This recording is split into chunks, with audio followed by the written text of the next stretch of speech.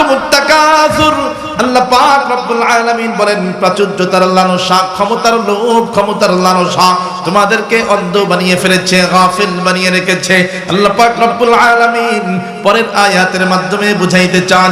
আল্লাহ পাক বলেন একদিন সব লোভগুলো খতম হয়ে যাবে, সব লোভ শেষ হয়ে যাবে, কিন্তু বান্দারে সেই দিন তোমার শরীরের মধ্যে, দেহের মধ্যে রুহুটা আর থাকবে না। ওই দিন কেবলমাত্র ক্ষমতার লোভ শেষ হবে। কোন দিন? হাত্তা যুরতুমুল মাকাবির, যেই দিন তোমাকে কবরস্থানে পৌঁছায় দিয়ে আসা হবে, যেই দিন তুমি কবর পর্যন্ত চলে যাবা, সেই দিন তোমার লোভ শেষ হবে। এর আগে মানুষের লোভ শেষ হয় না। ক্ষমতার লোভ কবরে যাওয়ার আগ পর্যন্ত শুধু বাড়তেই থাকে, বাড়তেই থাকে।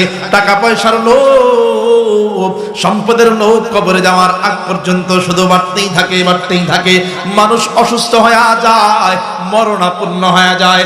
মরে যাওয়ার রোগে যখন মানুষরে ধরে, তখনও দেখা যায় সুযোগ পাইলেই বলে অমুক জায়গার বাড়িটারে একটু ভালোভাবে দেখাশোনা কইর, বলে না?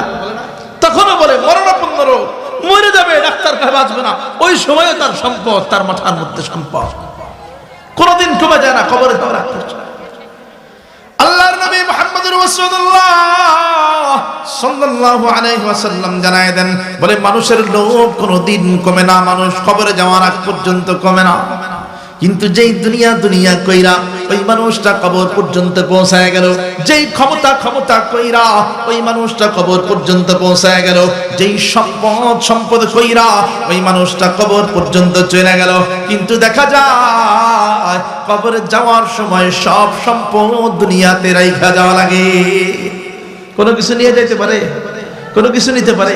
এক হাদিসের মধ্যে আল্লাহর নবী মুহাম্মদ রাসূলুল্লাহ সাল্লাল্লাহু আলাইহি ওয়াসাল্লাম বলেন, মানুষ যখন মারা যায় তার সঙ্গে তিন জিনিস কবর পর্যন্ত যায়। কয়টা? জোরে কোন না?